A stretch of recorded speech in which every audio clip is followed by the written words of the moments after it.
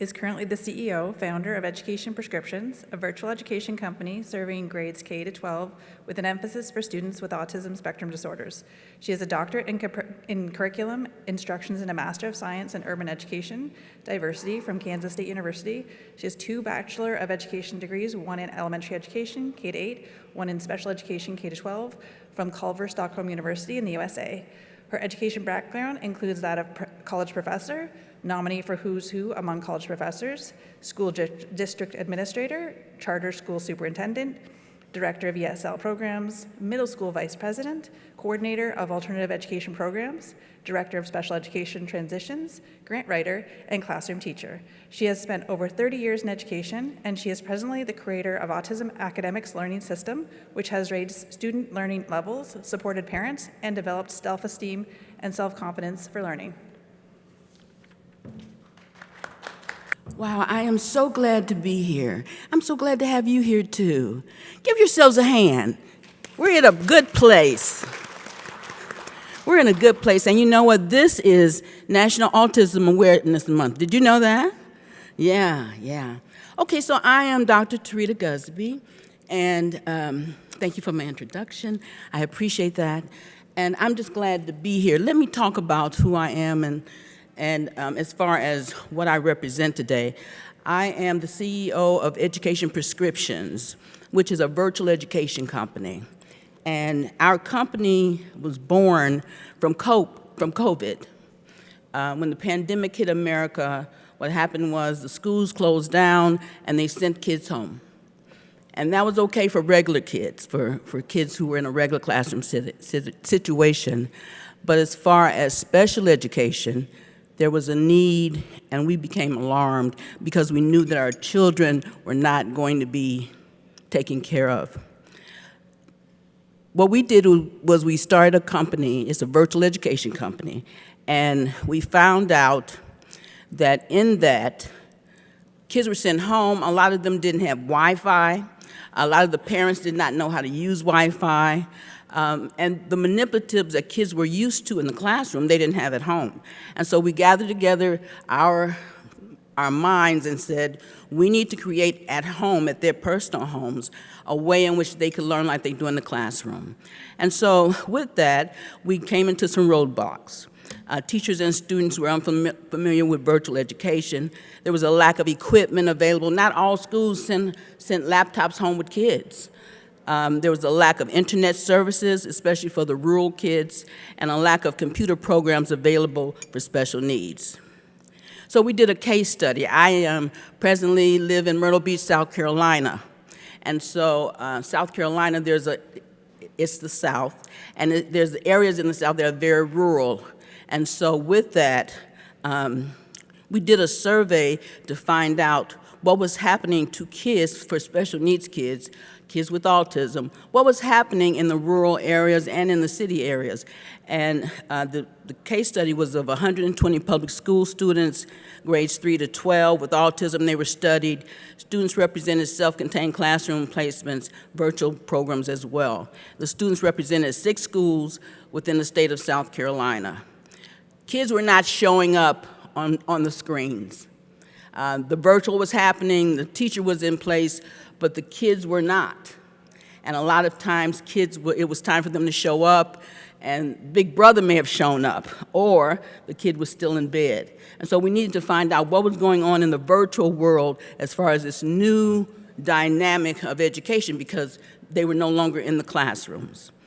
When we did come together with the company, we had to set some ground rules because kids had never learned this way before. They were used to televisions, they were used to computers, of games, but they were not used to being educated. And so the first thing we realized is that they needed to be supervised. You couldn't just sit a kid in front of the computer and not have anyone there. So they needed to be supervised. Family pets were not allowed. Now this is what happened. We would find that a lot of our virtual kids, they would bring their cat to school. And so we would ask, okay, let's say the alphabet, A, B, C, and then they would look at the cat and say, okay, your turn. So we had to get to a point of said, no cats in the classroom, no cats on virtual, no dogs on virtual. And, you know, in a way, it was like a service pet that we would bring them comfort, but we said, not right now. Daily attendance was mandatory. They had to come every day. They had to make sure they were visible. They had to get into a routine. You know how our kids love routines. They had to get into a routine. They had to get secure in that. No eating during teaching. Why is that important? Because it's distracting. And so if you have 5 kids online, one is eating a peanut butter sandwich, it's taking away the whole lesson. There was no television programs on in the background during the lessons. The birth of the learning system, what we knew, and we created a learning system, because what was happening was that kids were in front of computers and we were teaching numbers, but all they saw was the number on the screen. They didn't have anything to touch. They didn't have anything to look at. They didn't have any colors. You know that our kids, they do real well when there are symbols in front of them. But we realized that with special needs kids that they're easily distracted. They need hands-on learning tools. They need to enjoy sensory-based manipulatives. They tend to have memory issues, and they learn by doing. Regular education teachers don't get that. They were not trained to know that. And so if you are a special education teacher, you are taught different things. You know different things just for the fact that you're teaching for so long, you understand that. The academic components of the system was that there was a homeroom monitoring. Every morning, we'd have a homeroom song. That was important. We were at school. It was a totally different way that we were learning, so we had to create a virtual school. Access to 54 manipulatives. The academic learning kit has 54 manipulatives inside of it, and it teaches English language arts, it teaches counting, it teaches comparing and contrast. It has 50 different lessons and 54 manipulatives. Student classes were grouped according to ability. Parents act as teacher assistants for children. Now, this is where we had problems, and we love parents, but parents wanted to do the lesson. And so we had to get to a point of saying, okay, John, which one is blue? And the parent would point to the blue, and we would say, no, John, which color is blue? And so, you know, it was just that parents wanted to be a part of it. They wanted their child to succeed, and this was new. This was new. And so we all were learning about this together in this new virtual world. Lesson plans were inclusive of 60 lessons. In this academic kit, there are 60 lessons, and the assessments are based on achievements. We also had to talk about parent self-care, because when you're a caregiver, you forget about yourself. The child is so, so important to you. And we wanted to tell them that it's important to seek others like you who are going through things that you are going through. So that seeking autism advocacy is very important. And also talk to them about what is autism, because some parents, they cannot put their finger on exactly what it is. They know what it does, they know how their child acts after it, but they don't really know what it is. Then there were home transition skills. We had to teach them about behavior mod skills, parent self-care, and life after high school, which is a big, big conversation that I've been having earlier this morning. What did we find out from the kit? It was great, because in the kit, if we were teaching the alphabet, in the kit it has alphabet letters, large alphabet letters. So if we were teaching the ABCs, and I would say, this is a C, where's your C? He could reach in the kit, pull out a C, and show me.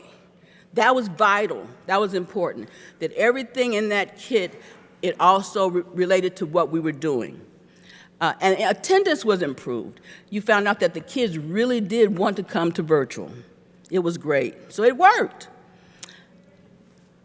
Some of the reading skills that are in this academic learning kit that we use, it represents rhyming words, writing letters, alphabets, building vocabulary, sentences, writing your name and address. Is that important? Yes, it is. Matching, learning opposites, compare and contrast, beginning sounds, beginning spelling. Those were under reading that's represented in that kit. In mathematics, writing numbers, recognizing numbers, adding, subtracting, recognizing coins, teaching about money. That's very important. Spelling numbers. You know, I had a parent to tell me, well, he doesn't need to know what a nickel is or what a dime is. Yes, he does. If he gets to the point in life where he's going to be out there experiencing that kind of thing, he needs to be aware of it. It's very important. Number families, knowing least to greatest at pre-algebra skills, and those are for our ones on the higher spectrum, and learning multiples. I'm not going to make this real long. I know that we're over, but it's important that in this whole venture that we've been doing in education prescriptions, I've learned a lot. I have, for the last 9 years now, I've been doing it, and this year I was in Michigan, and I was doing virtual. And sometimes you have to be careful of virtual education because sometimes it does not touch at all what our kids need to have. In Michigan, I was in a class on screen in an English class of 60 children. And in that 60 children, the academy had set up, and we were helping the academy. There were 12 who were autistic. And the children were told that they did not have to turn on their screens. So what you saw 60 little blue dots with names up under them.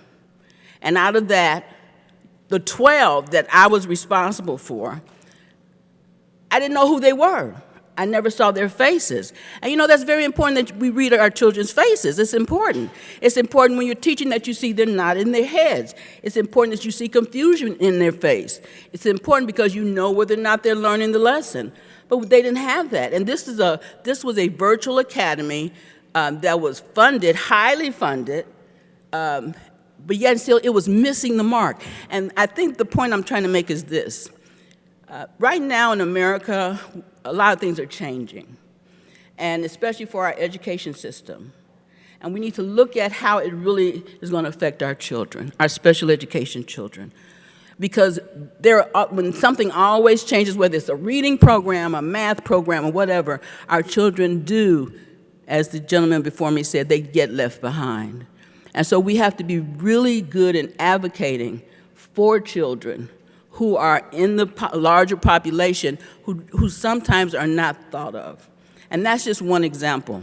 But in this virtual academy, what we're doing now, it's really head on because a lot of parents did not send their children back to the public school system when schools opened back up. And there were many reasons. Some of them said, well, you know, my child is experiencing bullying, and I don't have to deal with bullying. Or while he was in school, he was constantly in trouble, and I don't have to experience that anymore. And so what they decided was to keep them at home. And that's where we stepped in, and we were able to equip them with everything that they needed to have. We have recently published a book, and it's called Autism Support Tools for Parents and Caregivers, and we do have copies here today. I am so excited about this, and let me tell you why. Because I have run into so many parents. You know, autism, I just recently heard that now it's 1 in 31 children who are diagnosed and young people diagnosed with autism. And anyone you talk to, you always run into someone who knows someone who has autism. It could be a grandson, it could be a neighbor, it could be a person in a grocery store. If the subject comes up and they say, oh yeah, my neighbor son has autism. So it's very rampant, it's becoming very, very common. And so in that, I know that there are things that parents need to know, supports that they need to have. In our book, and we have a co-author here. Danielle, stand up because you helped co-author the book. Danielle talked about transitions. A lot of our kids, they grow up, after the schools let them go at 18 or 21, where do they go? You know, there needs to be transition places. There's another section about diet and nutrition. We know that sometimes our kids are picky eaters. So I had a nutritionist come, and she gave a chapter on diet and nutrition and what that means. We talk about medicines. Our children, they take medicines, and sometimes they take ones that clash with each other. We talked about that. So it's a support manual for parents as far as caregivers, just to make sure that they know what to do. And it becomes, because it's a spectrum, we know this, we go from the very low all the way to the very high. So it's a wide range of things that can happen that we know about, we can do, that we're still discovering what we can do about it. So we needed a guide, and that's what this is. It took me 2 years to do this. I started getting distracted, because when you're in a writing zone, it's hard when life is happening and you have to stay in that creative mode. And so, but thank God it's done, and it's going to be very helpful. I know it is for parents and caregivers and teachers as well. I have run into so many grandparents now who are taking care of their grandchildren who have autism, and they don't know what to do. And so this is a guide to help them. And again, it's called Autism Support Tools for Parents and Caregivers, and it is on Amazon if you want to go on there and have a copy too. And that's it. That's it. Do I have any questions?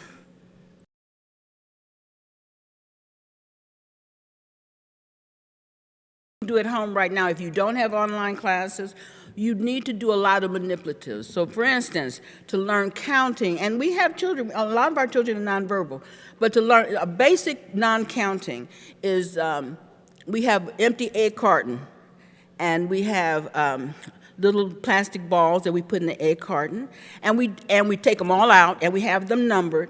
We take them all out, and we'll say, okay, number 1, and so he finds the little ball. It's like a little golf ball with number 1, and he puts it in a slot. Number 2, pick it up, put it in a slot. Something as simple as that. What it does, if kids are very active and they can't sit still, it gives them something to touch.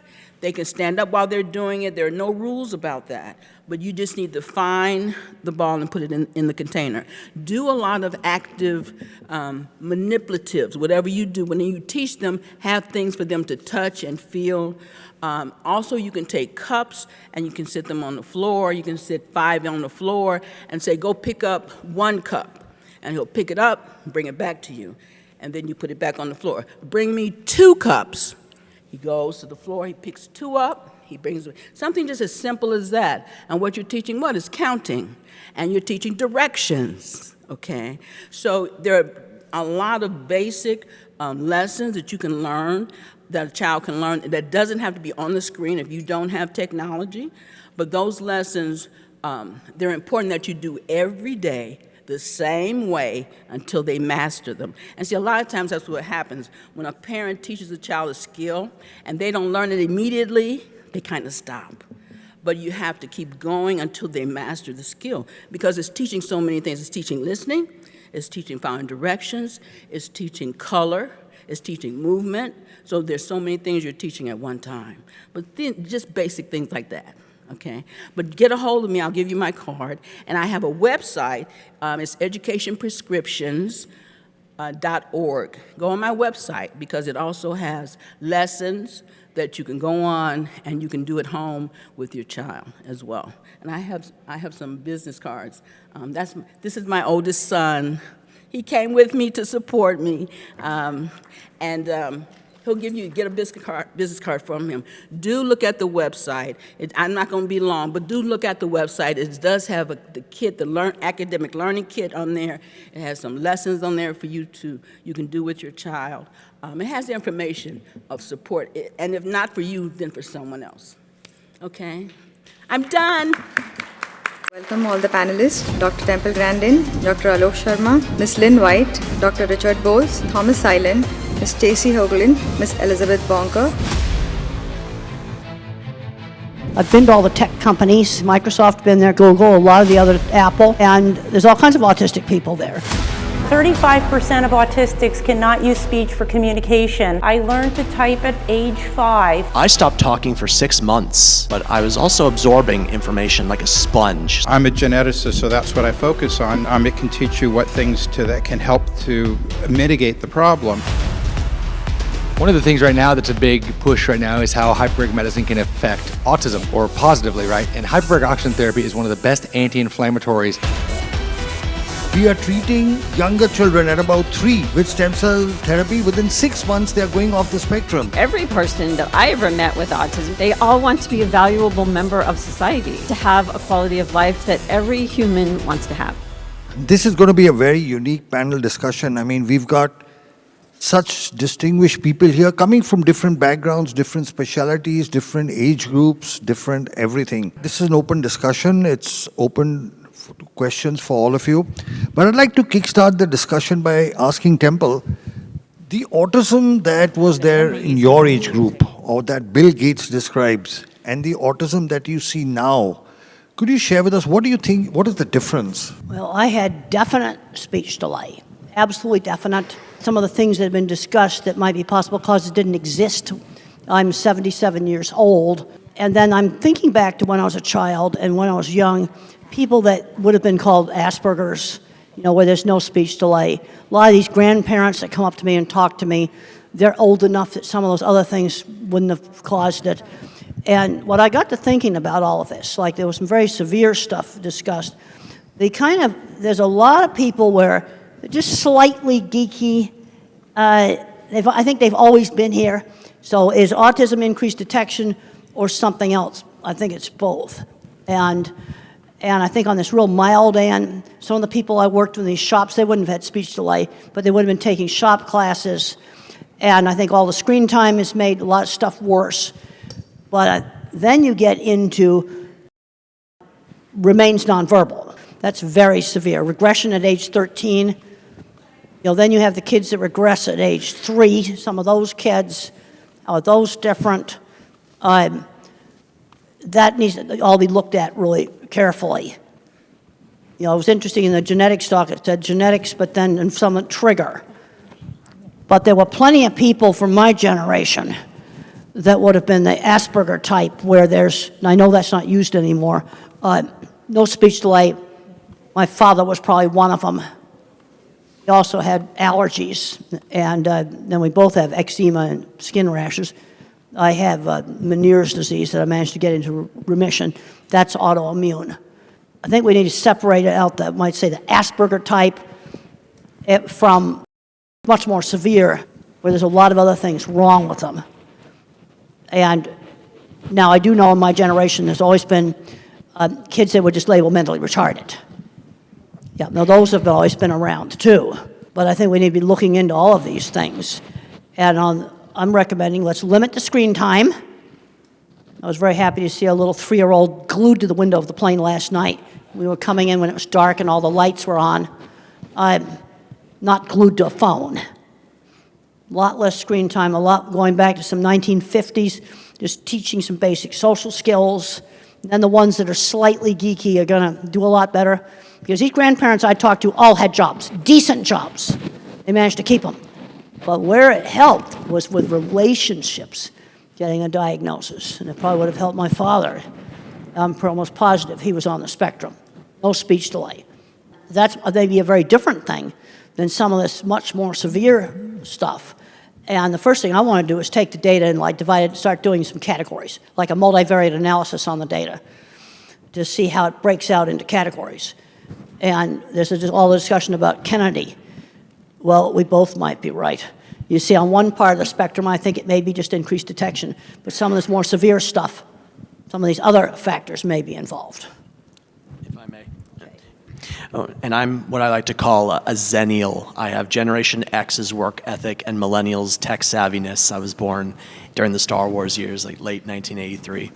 I just aged myself there. But I also see some of the development of how autism has appeared over the years. For instance, when I was first diagnosed, or even before I was diagnosed, I stopped talking for 6 months when I was about 2 years old. but I was also absorbing information like a sponge. So when I finally spoke again, I was ready to wring that sponge out. I could read, write, spell, rearrange magnetized letters on the refrigerator into words. I would rewind Sesame Street over and over again, my favorite parts of movies. We've really come a long way since thinking that Dustin Hoffman and Rain Man is the definition of autism, or at least that's what they had to work with back then. You didn't need to have an intellectual disability, mental retardation, whatever you want to call it. In the mid-90s, that was when diagnostic criteria changed, and I was officially diagnosed then with mild autism. Yes, the term Asperger's syndrome was thrown out there, but my formal diagnosis was mild autism. Back in the 80s, you had to have speech delay to be autistic. 6 months of non-speaking, that was considered a speech delay, so I fit the bill more or less officially, but it was also really an eye-opener. So that explains why I rewind videos, why I do what I do. So having knowledge of that diagnosis, understanding how it came to be, and what I'm going to do about it. This is the hand I've been dealt. I don't want to change in the sense that if you were to say there's a cure for autism, you want it? I'm saying no, because I am who I am, and I wouldn't be who I am without autism. And like I said, belief in yourself. In your own time and space. Well, so this is an open discussion. Anybody can jump in. So, Terita, do you want to talk about some of your work? Sure, I'm happy to. So just to give you a quick overview, as you kind of probably heard from me, I'm a pediatrician. I have cerebral palsy, was born a 28-weeker, 18 surgeries later. Here I sit by the grace of God as a pediatrician and a hyperbaric medicine physician. But one of the things that I do, I run a facility all across the United States and abroad doing hyperbaric medicine for special needs individuals, for both children and adults. I've treated all indications for hyperbaric oxygen therapy, the 17 that are approved in the US, and over 65 internationally. One of the things right now that's a big push right now is how hyperbaric medicine can affect autism, or positively, right? And hyperbaric oxygen therapy is one of the best anti-inflammatories out there available, better than prednisones, better than anything else like that. The big key, before I go into a little bit more, I'll take 2 minutes, it's important to note that correct type of hyperbaric chamber is necessary, right? As the president of the American College of Hyperbaric Medicine and a key opinion leader in that space, it's making sure that we don't have a lot of these soft shells and the misunderstanding of how to use hyperbaric medicine safely and effectively. But the bottom line is it does work because you're mobilizing stem cells through nitric oxide pathways, and you're able to see when you use hyperbaric oxygen therapy, it addresses... You're saying the soft shells don't work? I'm saying that a lot of them aren't as effective. Yes, ma'am. I think that there's a safety effort there. They're not covered by the FDA. People don't have the right training. They work in terms of some depth, but I think that there's a larger breadth there that has to be, make sure you're doing it effectively and correctly, right? So we see this a lot. But you'll see a lot of anti-inflammatory processes and stem cell mobilization where you have actually an 8 to 12 times increase of your stem cells, and that's why these kids are improving. And when you combine them with some of Dr. Alok and other stem cell programs, you can see dramatic improvements. And so we're seeing the same kind of testimonies that you are showing in your presentation, Dr. Loke, new speech, ability to pick up new language. It's incredible results. Is your work published? Do you have scientific papers showing the results? There's well over 250 published papers, both in India and across the United States. There's actually, apart from that, there are over, just in autism, there's over 200 published papers in terms of showing the anti-inflammatory effects and how hyperbaric medicine can mitigate and improve autism and its effects. Richard, would you like to jump in? Genetics versus environment. It's not versus, it's always both. The genetics is who is at risk. I mean, let's face it, no one has perfect genetics, and no one has a perfect environment. But some children are being affected and other children are not, even though they're in the same, very similar environment. The difference is genetic risk. But even if you have the genetic risk, does not necessarily mean that you're going to get it. You have to have a permissive environment as well. So it's 1 plus 1. You have to have both of them. I think that a lot of people are focusing on environment, And that's great, because that's something you can do something about, but not that many people focus on the genetics. I'm a geneticist, so that's what I focus on, not that it's more important, but I think it's equally important. Knowing the genetic risk can teach you what things to avoid better. It can teach you what things that can help to mitigate the problem. Knowing the environmental risk can do the same thing. So I think they're equally important. Do you have any input? So much this entire week, right? We've heard so much about the new numbers and who's affected and who's not. And while, we definitely know that we have a greater number because physicians are better at diagnosing it, but they're getting better at diagnosing it because there's no more autism. So they're having more experience with it. I've been an educational advocate for 25 years. I have a son who's 30, who was really part of that initial bubble, if you will, where we saw significant growth. And I can certainly tell you, I work as an advocate in the 6th largest school district in this country. And the numbers of students who are in special education programs, not the kids we would have missed before, have grown so exponentially that the systems have not kept up with the numbers. And the children who are really getting what they need, whether it is through medical intervention, educational intervention, looking at housing and opportunities for employment, they're generally the kids whose parents remain the most active, because there are ways out there to be able to access the supports, but there's no silver platter. So it's really good that you guys are here, because you're getting a bit of the silver platter here, but you really have to learn more as much as you can, because the services, even if somebody comes up with some like where it's from, if you will, we're still going to need to advocate for treatment, for housing, for job opportunities, for better education. So the needs to advocate is not going to decrease. If anything, it could actually increase. So I just encourage you all to do that. So I think the numbers are not just like, it's not just genetics, it's not just environmental, it's not just this type of autism versus that type of autism. I think that every person that I ever met with autism, and it doesn't really matter if they were a speaker or non-speaker, they all want to be a valuable member of society, have a job if that's what they choose, or to volunteer, but to have a quality of life that every human wants to have. Lynn, do you want to? I agree with everything you said, and I think one of the things that we have to do is, if we do start getting to the bottom of some of this, so to speak, is we cannot forget those who really still need us. There are way too many out there that are not getting what they need, and what I'm the most concerned about is, if they come up tomorrow and say, these are the 3 things, so we're going to turn the numbers back around, our children are here. These children are here. We have parents here who have come up to us and said, my child is 4 years old, help. Okay? We can't forget them. They're here. And I think everything she said is right. I don't work in the school system, she does, but I will tell you what I do know from on the homeschooling side, because I've been a long-term homeschooling activist, is there are a lot of parents who homeschool their children because they're frantic. It's not because I'm going to be a homeschool parent. It's, I don't know what else to do. And until we accept that we have to do more, I'm all about finding the solutions, but that's above my pay grade. I'm just trying to help the people that need the help. And in that vein, I failed finishing an Ironman twice before I succeeded the 3rd time. And for those of you that don't know what an Ironman is, it's 2.4 miles of swimming, 112 miles of biking, and 26.2 miles of running, all in under 17 hours. And I thought I could do it in Texas, but humidity, heat, headwinds, hills, they took me down like Superman to kryptonite.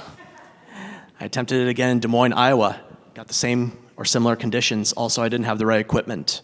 I realized I really had to invest not just in money like a new watch and better bike, but also putting in the time.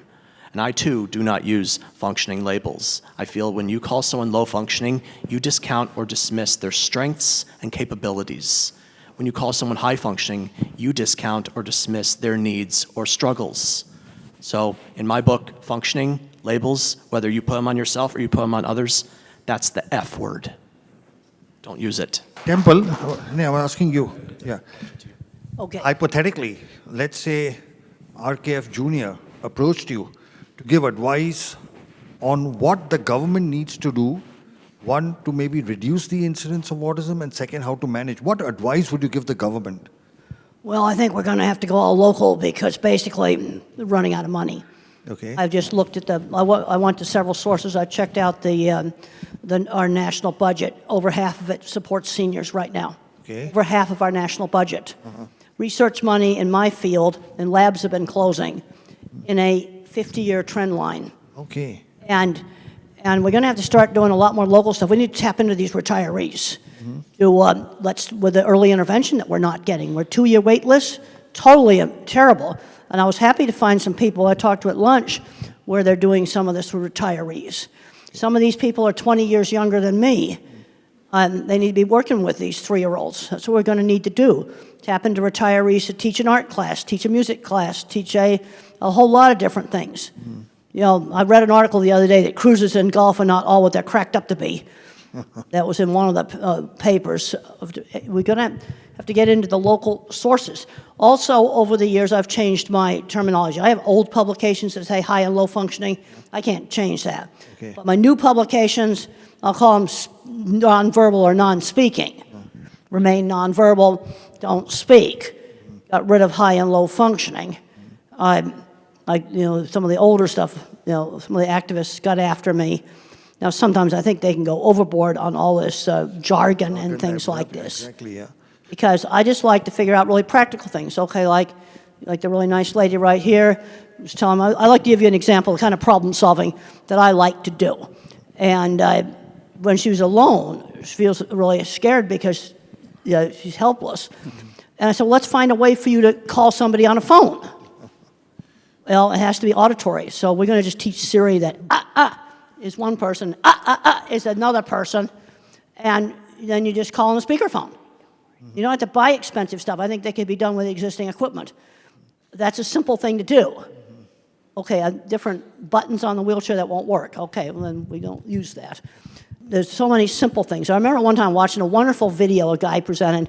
It showed a kid somewhere in Africa, got one of those Blade Runner legs, got a pair of them. And he was just so happy out there stomping in the mud puddles. And something like that makes a lot more sense than a fancy electronic leg that's going to just break. Okay. It's also something they could probably make in local shops. You see, this is where a visual thinker sees solutions to problems. You see, that idea for that phone thing, that is a car phone. You say, now call so-and-so. Well, we just got to make those little abrupt sounds. Why am I picking out those sounds? Because I don't want it accidentally going off all the time. It has to be something that you do very deliberately that'll make it call somebody. I just think that stuff up. I mean, that's what visual thinkers do. I heard a solution to a problem. I also saw car phone in a car, too. The activists got all over some parent group that's called Profound Autism. And these are the people who need 24/7 care. You know where I've seen some of the best 24/7 care for really severe? Some faith-based groups. I've actually seen some very, very good programs. Benjamin's Hopes in Michigan, Brookwood in Texas. It's all private money. So some of the best programming I've seen for, I don't know what you want to call them, but these are the people that need 24/7 care. And they grow up into adults and the parents can't take care of them for the rest of their lives. That's just examples of some things I've seen that really worked well. We need more of that kind of stuff. So we'll touch on an important but sensitive topic. Tom spoke about his impending getting married, and you have chosen to live life by yourself. Between the two of you to discuss, because very often people on the spectrum who are older, they approach doctor and say, should we get a child married? What would be your advice? Oh, there's been some very successful marriages. And the wife runs the business. No, seriously. There's been some very successful marriages. I know 2 computer programmers that got together. That's been very successful. They're both on the spectrum. And you know what they did for their engagement dinner? You got to go to a white table restaurant. You got to have candles because you got to set the stage for a super romantic discussion on computer data storage systems because they are the most interesting thing in the world. And two chemists got together. Oh, okay. Yep, there's been, some of these you intend to have nonverbal autistic kids. Yeah, there's a place for getting married. I had one parent come to me and said, my son's doing great. He got married, bought a house, going just great. If my book helped somebody to do that, I think that's really a good thing. No, they should get to do all the things that regular people do. Some of them have got kids. That's been successful. I'm a problem solver. And I think I figured out a way for you to get a phone that you can use. They'll call 2 or 3, maybe at least 2 numbers. Because I'd be anxious too if I was you and I was all by myself.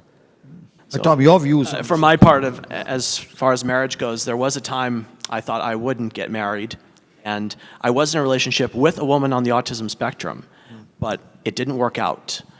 My parents, and they're still together. My mom and dad are still married after 45 years, but they live over 1,000 miles away from me. There was a time they offered me the opportunity to move up to where they were going. I said, I've built a life here. I'm going to stay. So actually, my parents, as much as I love them, being out of the equation actually helped me blossom. Yeah. I see we have some agreement.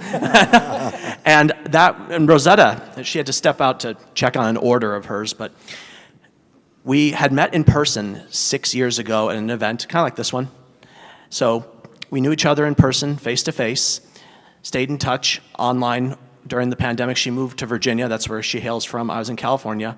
Then I was doing the Ironman in Maryland, the one I finished. And before that, I said, I'd like to meet you again. So we made arrangements after I finished the Ironman to meet, and we decided to get married, and we're getting married in September. And there are people in my life, unfortunately, that are thinking this would never happen. And now that it is, they are struck. Don't you think that woman is the most gorgeous woman out there, crown or not? And for someone with autism, and she's not on the autism spectrum, but I am able to make our relationship work. We have our struggles, as any couple does, but we believe that it's going to work out. And statistically speaking, only about 7% of people with autism ever get married. And even fewer stay married. So we have some resistance, some difficult spots, but our love matters. And I really wish she was here to hear me say that. I would like to add, although that's very good, because as a pediatrician and as a person with a disability myself, I have a wife, 3 kids. One, we also adopted a special needs daughter who has Netherton syndrome from wound care side. We won't get into all that. But the point is, I'm sure you guys are familiar with the term ableism, right? A lot of times a neurotypical individual is going to say, well, back in the old days, I wanted to go to the movies. Well, we didn't want to invite Tyler because he couldn't walk up into the stairs, right? So they were trying to save my feelings because they didn't want me to fall down the stairs, for example, when really I just wanted to be invited to the movies, let's say. So the point of all this I'm making is you just got to look outside the box and allow, there's a lot of blessings. We're all handicapped. Mind the world can see. We're all struggling with something. We all wish we could change something about ourselves, and that's the whole point about whether you're on the spectrum or not, right? But I think it has very much, we have to combat ableism in this country. Going back to what I would say to RFK, if it was for me or for anybody else with a disability, is when we lose value in people, we start to fail. And I think that's where the slip is, even though maybe some of his comments, in his mind, he was actually trying to help. I want to believe that, right? He was talking about the severe autism where they're never going to get married. I mean, I see these kids. So do you, Dr. Sharma. So do you, the occupational therapist. That's a real thing that we deal with, and these parents are looking for hope. So I don't want to say that by any means he's inherently evil, but it's a crass comment, and realizing and finding people's value and how they navigate the world. And people that are non-speaking, if they're in a job, know the difference between real work and stupid little busy work. And the other place where I've seen some really great programs is when the chairman or the president of a company has a child with a disability. I've forgotten the name of the man that did the warehouses at the Walgreens pharmacy, the distribution warehouses. He changed the computer so you didn't have to read. And the crews with the intellectual disabilities did better than the so-called regular people working in these warehouses. You see where the top does it. I went and I visited a plant in Mexico that actually had a very good program. There was a guy there that had, he said we had a boardroom meeting, And he said, well, I have Asperger's, and I now support my family. I support my sick grandmother. He was very proud of that. They put boxes together. Well, they had a marble stair in their corporate office. 3 people carried the wheelchair upstairs. You know, it sort of was just the attitude of doing it in the middle of Mexico. Again, an owner of a company that has a child with a severe disability makes stuff like this happen. So about 35% of autistics cannot use speech for communication. These non-speakers can learn to type. I learned to type at age 5. It's never too late to teach a non-speaker to type. With typing, we can be educated and live productive lives. Please read to your children. They understand what you are saying. You are teaching them to read. There are now thousands of typers around the world graduating from college. You need to work on these body issues. Thank you to all the doctors. You cannot learn if you feel terrible. Regulation issues affect so many of us. We are working on getting non-speakers out of fight or flight. Communication and regulation for all. You can do this, parents. We appreciate all you do for us, even if we can't say the words. Non-speakers suffer in silence. Please use Communication for All to teach them to type free of charge. We have stencil sets to give you so you can give your child a voice, and we have them over here for after the presentation. First come, first serve, we want to give them away. C4A Academy is our program of instructional videos. You can do it. We are all human beings who want to connect. We don't want to be left alone. Take us out to museums and for walks in nature. You can learn from parents who have walked the path and autistics who live the life. Non-speakers have a motor disorder, not a cognitive one. We want to have relationships of all kinds. We are just like you. Look beyond our differences. Please believe your children have gifts for the world. The world will be a better place when all non-speakers can communicate and share their gifts. There are more than 30 million non-speakers in the world and only a few thousand typers. Please join our mission to change this. Most non-speakers are diagnosed with intellectual disability, and we have a motor disorder. Don't believe the IQ tests. We need to learn to type to show you what we know. Giving an iPad with a picture exchange system is not enough. We need 26 letters to express ourselves and be educated. Please watch the Spellers movie on YouTube. It will show you how typing changes lives from hopeless to hopeful. Profound autism conflates non-speaking with intellectual disability wrongly. Non-speaking doesn't equal non-thinking. Teach them to type. We are all interdependent. I was extremely self-injurious and have great empathy. Please don't give up hope. The right doctor can help. A virus triggered PANS, an autoimmune reaction. It is serious and needs expert treatment. Parents, keep pushing the medical science. You are the expert on your child. Find doctors that believe autism is a treatable condition.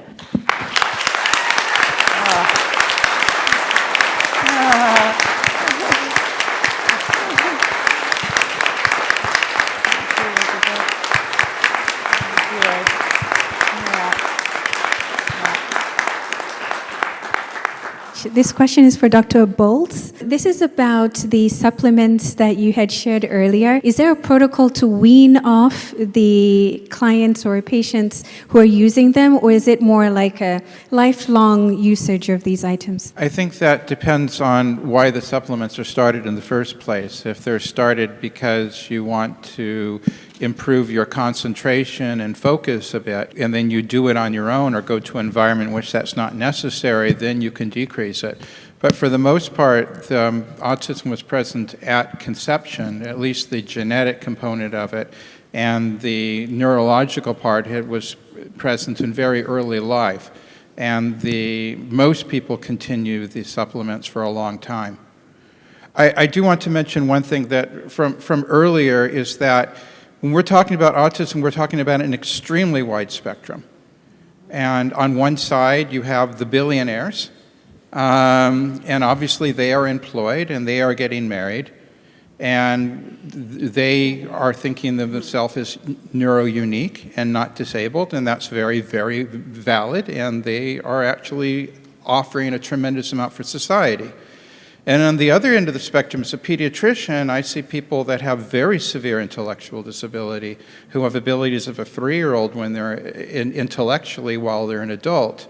Maybe they can't even walk very well, maybe they have seizures, maybe they have serious problems as well.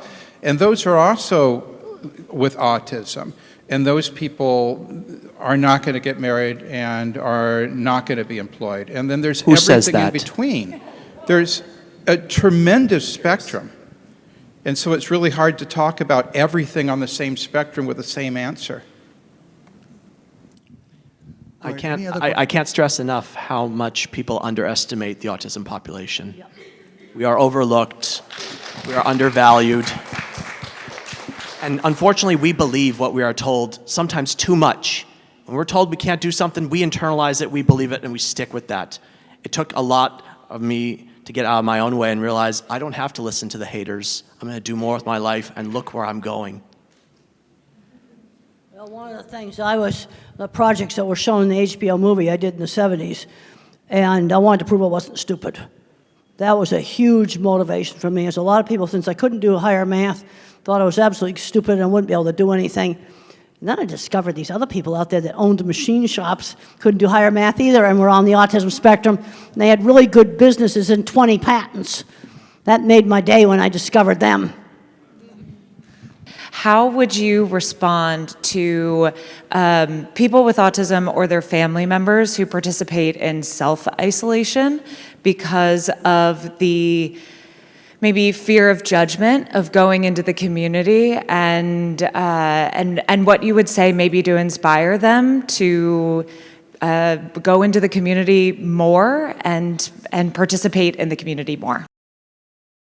Well, Mother always had me out in the community, and she had a very good sense of how she could stretch me and the things that I'd be capable of doing. Like, for example, when we went to my grandmother's house for Sunday dinner, for my exercise, I was allowed to play Beat the Elevator, and I could run up 5 flights of stairs before the elevator got there, and that would kind of run the energy out of me. And the other thing they did is I only had to sit at the family table for 20 minutes. Then I could ask to be excused, but if dessert wasn't served, I didn't get any. So if I wanted dessert, I had to stay. You see, she always put some choice in there, but she had a very good sense of how much to stretch me. And she realized that big, noisy crowds were sometimes a problem, but I'm concerned that some moms just totally overprotect. They can't let go to let their kid do the most innocent things, like while you're pumping gas in the car, have the kid run in and buy some milk at the store. And I had one mom says, I don't have the guts to do that. You see, this is where the moms just can't let go at all, and they're doing everything for the child, and the kid's not learning anything. And I have a book called The Loving Push, and that was aimed at, getting these moms to get them out gradually doing things. You see, I've seen huge problems with everything being done for them, and they're not learning any skills. And we had a rule that it had to be on the list. So as soon as I knew how to write, I'd put things on the list, and I would help with grocery shopping. I'd go and get things on the list, put them in the basket. I was learning that at a very young age. Yes, and you do Walmart, for example, that's one of our big stores, when it's not so busy. In California, where I live, I don't know if they do it here in Florida or other places, there are certain reduced sensory hours. Like you can go in between like 7, 8 a.m., less lighting, less people, a lot more better shopping experience. But I've written a book, Come to Life, Your Guide to Self-Discovery, to address gang out there. Life doesn't come to you, my friends. It's up to you to come to life. Are we keeping our kids out from out there? And also in addressing the naysayers, the people that might be holding us back in a sense. That's in my book, My Glass is Full. And these are available for sale. is in neuro needs. I mean, we have some people with autism that work for us, and they are in positions in which their abilities are perfect for their job.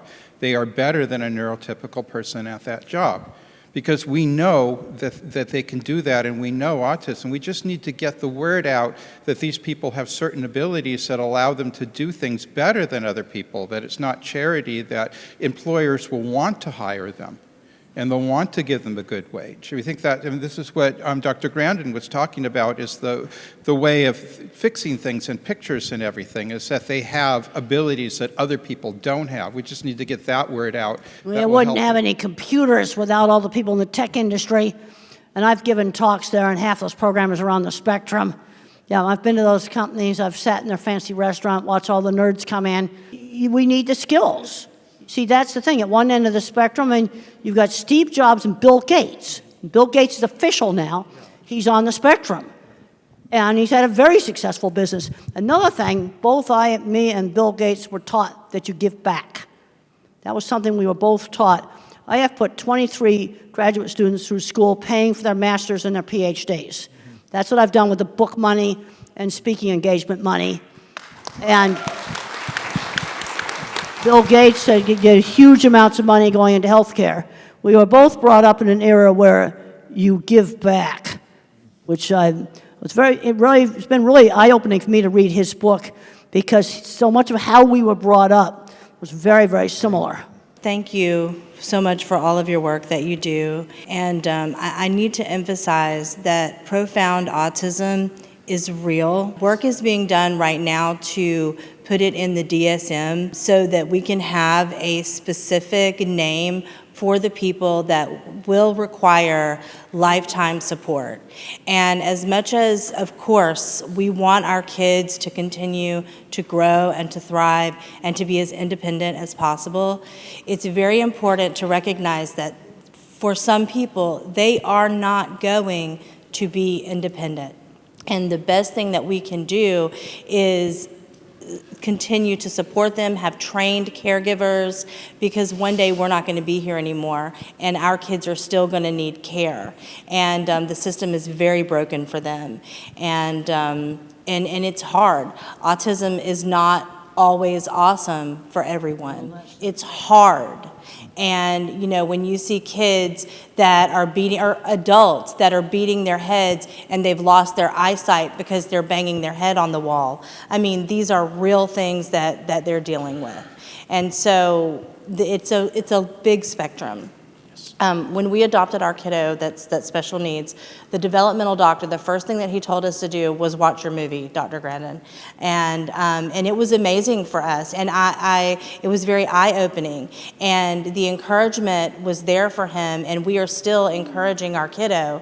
But he's almost 20 years old, and he still can't use the bathroom by himself, not completely independent. He can't brush his teeth by himself, and that's a goal that he worked on the entire time that he was in school. So we have to recognize that, you know, he's not going to get married. He's not going to be able to live the same life that my other kids can live. He's not going to be able to drive a car. But any improvement that he can make towards being independent, we're going to continue to push him. I mean, he's still in therapy. He just got on a horse 2 weeks ago. We were shocked about that. We never thought he would get on the horse. We thought he's going to go and brush the hair of the horse and just be there. But no, he did. And so that improvement that he made, I mean, we're thrilled, and we're going to continue to do that. But we also have to prepare him and his brothers and sisters that, you know, he's going to need care after we're gone. So I just wanted to say that remember, and I appreciate everybody's positivity, but remember that for some people, they have kids and family members with profound autism that are going to need lifetime care. I totally agree with you. I totally agree with you. In my talks, one of the things I talk about all the time is we're going from Einstein, that somebody is going to need, you know, constant care, 24/7 care. You see, this is one of the problems. And it's such a big spectrum, all with the same word on it. And I totally agree with you. And every talk I do, I make a point of, some of the activists attack the term profound autism. And I'm not the one who's attacking it. People that have the loudest voice are putting in the input, but the people that can't speak and their caregivers, God bless them, are tired. I mean, it's all you can do to pay the bills and take care of a person, change adult diapers, emergency room visits. Nobody wants to babysit, so you can forget like going places. It's hard. So those people are left out of the research and the statistics.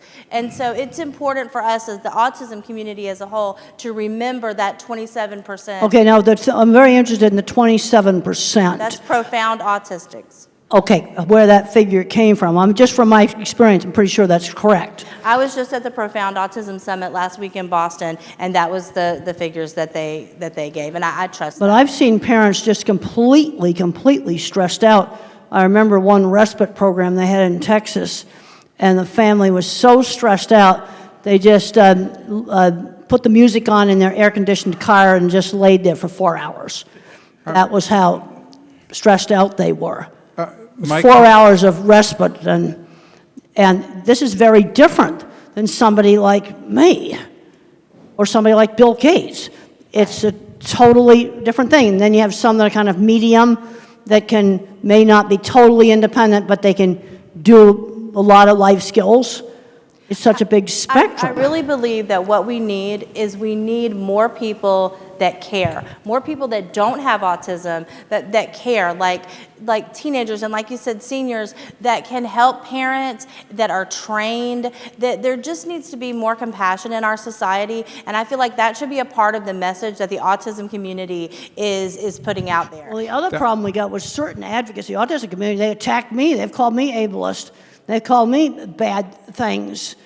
Some of it, they just put so much venom out there, right, that you're not actually getting things done. One of the things that 25 years, you gotta remember I'm 25 years in the construction industry, and I have found that it affects how I think about things.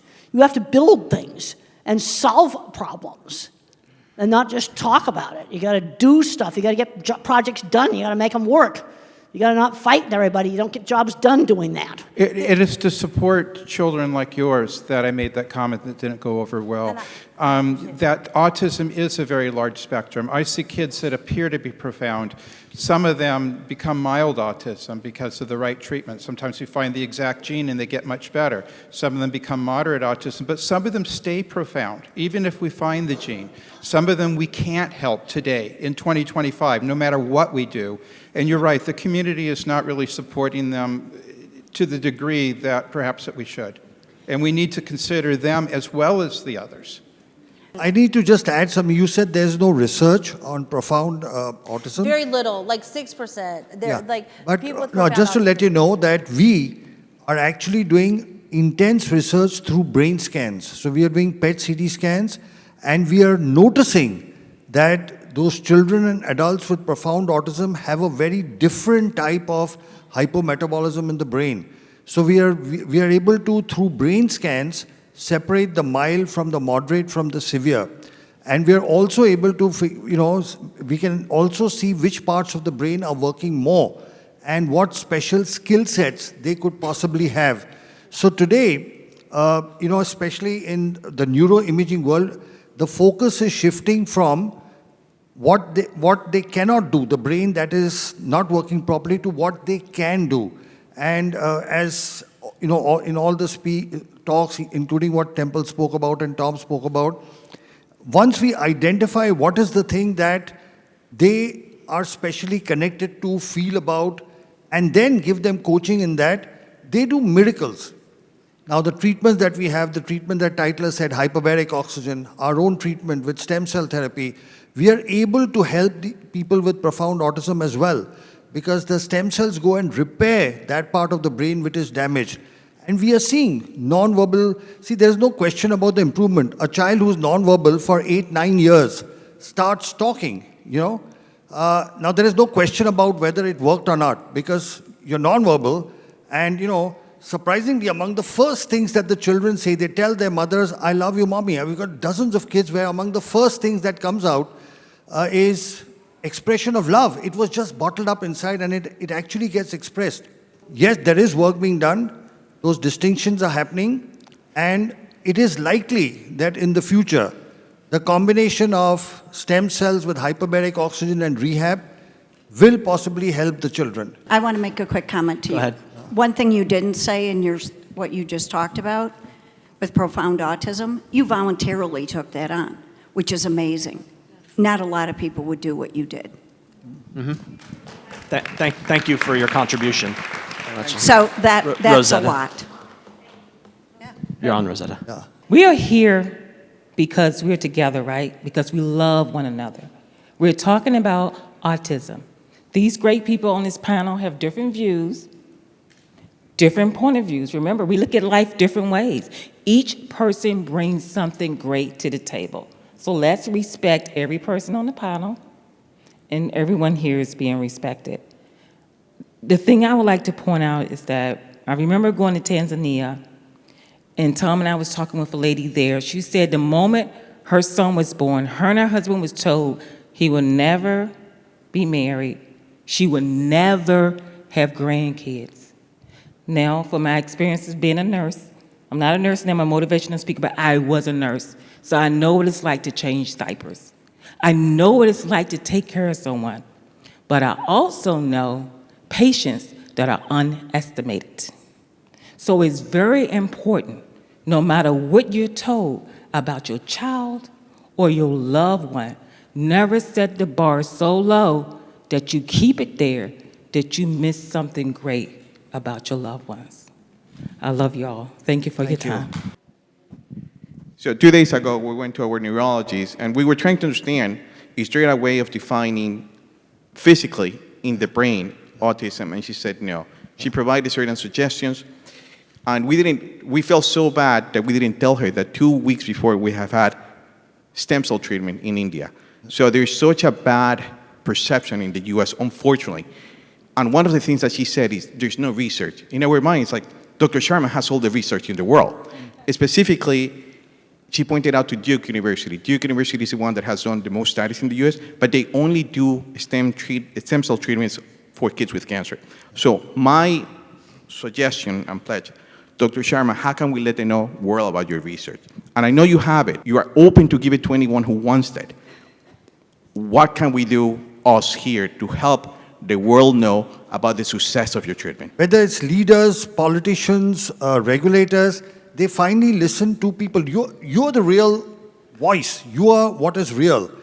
All of us, some of us, have professions, some of us have a conflict of interest, some of us have particular preferences or beliefs, but parents have one and only one thing in their mind, the well-being of their children. Is there anything else that you can even think of? Nothing.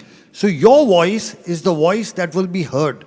And when you speak it loud enough and repeat it enough, there will be a change. Change comes about when people like you speak out. Because, we believe our own clinical experience is showing us that when we are treating younger children at about 3 with stem cell therapy, within 6 months they are going off the spectrum. The older the child, the longer it takes. And it is my hope and dream that one day this becomes a standard of care. The moment it is diagnosed, especially kids who are profound, will need it. There are children who will not need it. There are a whole lot of children who are mild, who adapt and who get along with life very well. But not everyone. There will be what she's talking about, the profound kids who need help. There's something called a hole in the heart. Kids with Down syndrome have a hole in the heart. If you have a hole in the heart, you fix it. The cardiac surgeon will go and do something and fix it.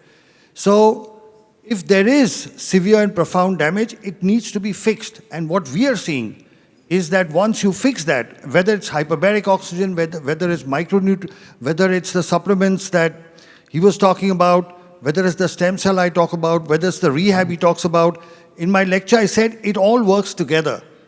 So your voice is the voice that will be heard. Anybody else, any questions? I have one question. I'm watching with the gentleman behind me who is telling about that. Even my neurologist did not believe when we started the stem cell therapy for my son. But after 3 or 4 visits to India to the neurogen, the changes she saw in the kid, it's unbelievable. My son is the same patient for last 6 to 7 years with the same neurologist, with the therapies and everything. The development, what she saw after stem cell therapy is totally different. We could able to make understand the neurologist, but the school system did not understanding us actually. Some of my friends, when they go to this kind of a different kind of a therapy out of the book, which is not profound in very popular in the USA, they're not even going to tell in their schools actually. They're telling that we're going to vacation for 5 days, 6 days. We did the same thing. We went to the school. I said like, my kid got help. If somebody needs help, you call my number, I'll tell them the same thing. I told every parent who called me, and I given the number, I told him that what are the benefits which my kid got. I feel if we don't keep the awareness of these things, of different methods, it is impossible to help the whole community. The community needs help. We have to be together to help the system. Because if the system doesn't help, we have to come up from our own side from here and help the system. My son can see a video now. Yeah. Head, shoulders, knees, and toes. And by God, he's following the video for the first time in his life, touching his head, his shoulders, his knees, and toes. He can say 3 weeks out of a stem cell. He can say 1, 2, 3, 4, 5, 6, 7, 9, 10, even though he has apraxia, and sometimes he closes his mouth to talk. A, B, C, D, E, F, G, and we practice that every day. It's a miracle. It's science. But there's science behind it. You tell the doctor in the U.S., and there's like, where is that coming from? We feel uncomfortable telling them because they tell us there's no research. And that's why even though we speak up, we feel outcast. Because that's the system in the U.S. today. It punishes anyone that does any research outside the United States. They don't consider that research. It's like, I haven't seen any research.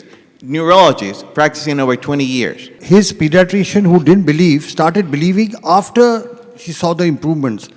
Go back and say, this is the improvements. Your child was not talking. He's talking within 3 weeks of the stem cell therapy.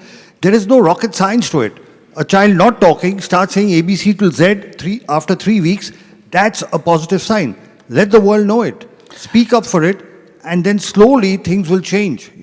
And we now have the present health secretary, R.K. Jr., he has actually tweeted about stem cells and hyperbarics. He's actually tweeted that these are things that were intentionally suppressed. He says it openly.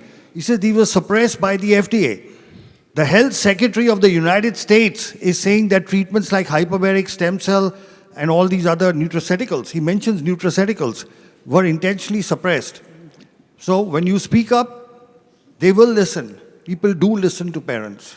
Yes, and what I did is, I did not listen to any of the parents or anything. I keep on stressing that, yes, we are treating with the same thing, we are treating with the same thing. We will be integrating with the other therapies, yes, but we're not going to leave that. If you think it is not helping, it is your opinion, but not my opinion. I'll do the good thing what my kid needs. I'll stand up for my kid. The gentleman had a question. What does the solution look like? Can come from a place of curiosity and discovery rather than who's using language itself. Ask for more discovery about why they were guided in language that way. And maybe, just maybe, instead of just seeing a lot of trees in Kansas during the 30s Dust Bowl trying to survive, maybe we use discovery, we have curiosity with all the groups to bring ourselves into one big collective force that can leverage the impact the world is missing. Thank you. I think the one big thing, and I'm going to get this lady too, is I'm in Melbourne, for example. The grassroots you hear about, it's finding somewhere locally that believes, and that's where it starts, with tremendous experience. And Dr. Sharma and I have worked together in hyperbarics for years now, right? And I go to India consistently. So you got to find the forward-thinking physicians that collaborate, that are thought thinkers and innovators. But for those of you guys who are out there, for me, Brevard Regional Hyperbaric Center, if you guys are around here locally an hour away, come see me. Those willing and able physicians are very few. And creating some sort of inventory, some sort of Facebook page where you can access and really point out specifically these physicians. We asked our neurologists about hyperbarics. There's no research. What they should point out is the kid that died in Ohio. So they're using those small mistakes sort of to prevail these sort of veil. We need an inventory list of those physicians that are willing. And if everybody can contribute, we have one. But I think if everybody can contribute, who are those physicians that are willing to work looking at alternative medicines? TACA has a list. If you go into the Facebook group of TACA, and then you have to submit your child, because they only accept people that has kids in the spectrum, right? And they do have a file that is always updated with doctors in the United States that are like pandas, and you can find Rossignol and Dr. Fry's names there. Any other questions? Yeah, thank you very much. My name is Masi. I'm from Kenya. I'm a mother of triplet boys with autism. We have to believe that autism is treatable. So we are coming from a background noise that autism cannot be treated. So you get this diagnosis and you are in limbo, you struggle, and then somehow you find the light. So I found some light. We've been doing stem cells since my sons were 5.5. I mean, it has been a game changer. I have come from a state of constant clinical depression to just smiling. I mean, you also, my son, Ricky, even asked Dr. Temple a question, and I mean, that is, I never even knew he's at that space. So what am I saying? What I'm saying, especially to the parents, we have been fortunate to have all these professionals give us very fantastic talks and solutions, but as parents, what is our duty? I feel that our duty is to a call for action. Dr. Sharma said that everybody is speaking in their own space because you cannot be a jack of all trade. You see, that's why we have Dr. Richard is working on genetics and metabolism.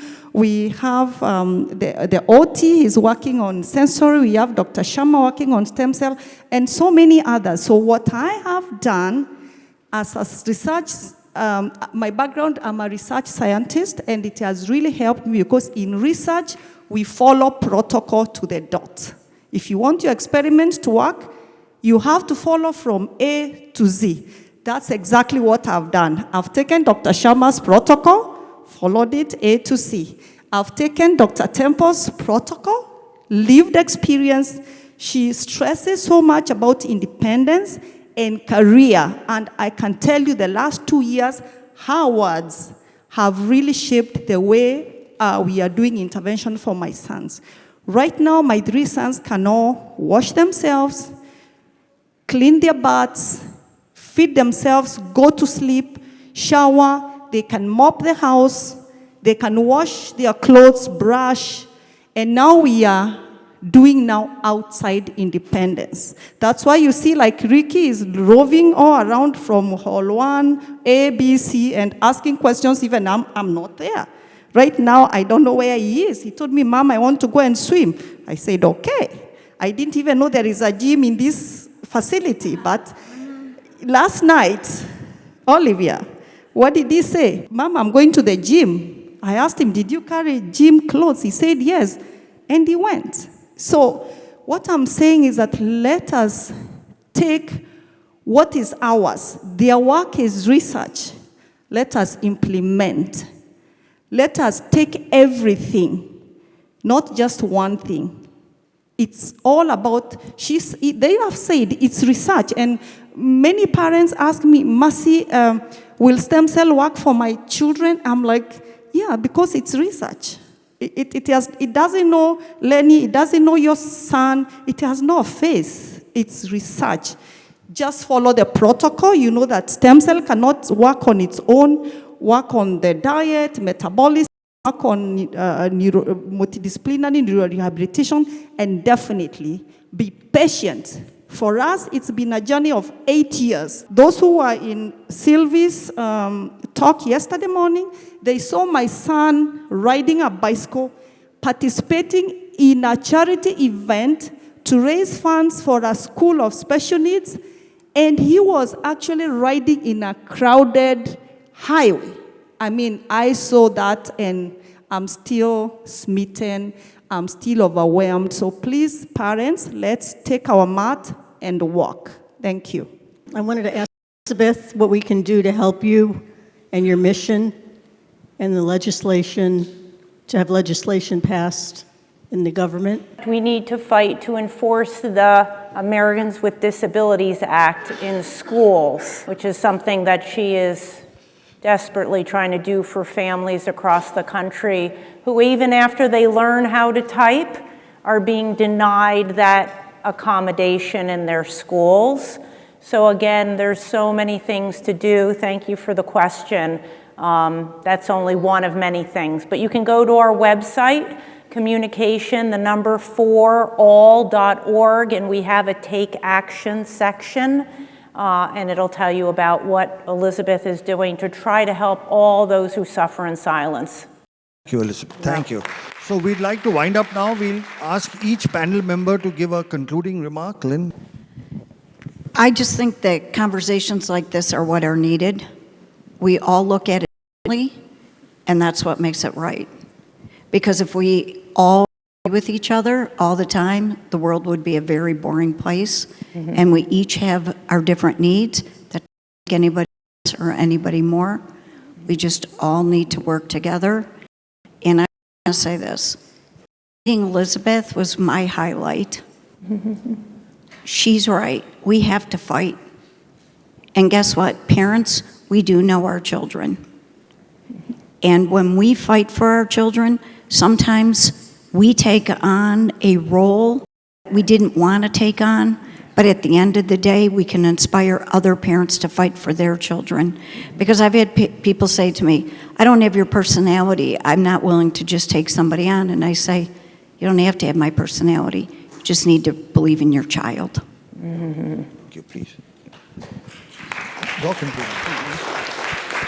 Yeah, well, I mean, I think Elizabeth kind of says it all up there. But just to go to what you guys were saying, just real quick for a minute, when my son was little, we got very quickly, as soon as he got diagnosed, we got into looking at bio treatments. And we did the gluten and casein-free diet. And when I took him back, because I don't know, I guess I had this thought in my head, because they keep wanting you to come back, like they're going to say something different. And so I took him back like the next year to that same neurologist. And he's like, wow, what are you doing? He looks pretty good. Like, what's happening?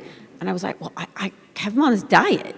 And he's making all this tremendous progress. The doctor said to me, the neurologist, it was a neurologist, a pediatric neurologist, he said, shooting darts in the dark. And I said, hand me the dart. And so, you know, you take people's as much information as you can. You talk to people who have, who are experts in the field, and then you make the best decision you can for your family. Some of us physicians, like myself, have been around for a while, and we've been treating autism successfully for 30 years, and you're right, the institutions still don't believe that it works. I'm trying to publish as much as I can. It's a drop in the bucket for what we need. A lot of people are doing the same. The parents need to fight. Hopefully we have an administration now that is listening. At least now they are. Maybe they'll make a difference. With autism increasing so incredibly rapidly, this is going to become a societal suicide mission if we don't immediately get off the tracks and do something about it now and take care of all the kids along the way. Thank you. No one tells your story better than you do. And too many of us are struggling to tell it. When you find your voice and use it, that's when your life transforms for the better and other people's lives transform for the better. So go out there and do what needs to be done. Some of us have more work to do than others. We have come a long way, but we have a very long way to go. And I'm not much of a gardener, but I think every one of us is like a flower, and we might bloom later in life. Certain circumstances promote or stop our growth. Find the place where you can not only survive, but thrive. That's why I finished my first in Maryland. No heat, no humidity, no headwinds, no hills. I did it. You can find the place you can survive and thrive too. Go get it. Final thoughts?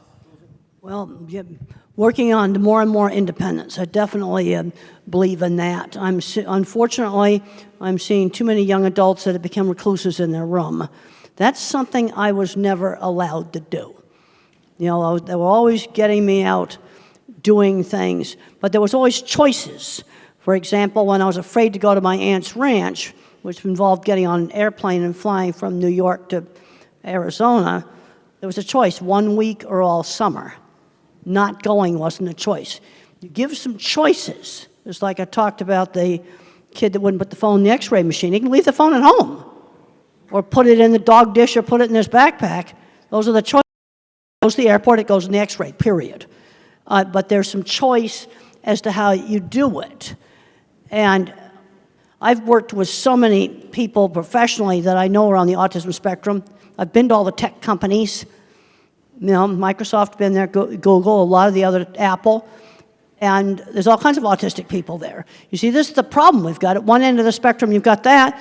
And at the other end of the spectrum, you've got, I'm going to call them the 24/7. These are the people that need constant care. And some of them have varying amounts of problems. And I think it's this population you may be more likely to find that some of these treatments work. I'm on a gluten-free diet now for heartburn. That only started last year.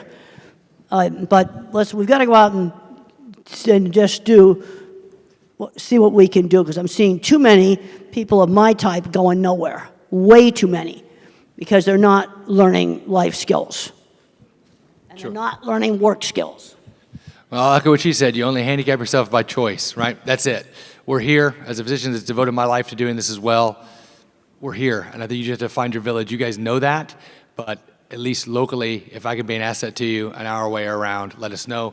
And you're looking at a panel that believes the same thing. It's not pseudoscience. It is grounded in science. We're just forward way thinking and combining it all, as Dr. Sharma said, it's a multifactorial approach. And when you do that, combining all these different modalities, you can see dramatic miracles in your kids' lives. And every study that you look at with hyperbaric oxygen therapy, stem cells, no matter what, just like in my own life, it all showed improvement in quality of life. And is that now all that we're all looking for? That's exactly it. So find your doctors, find the people that believe in you, and go get it.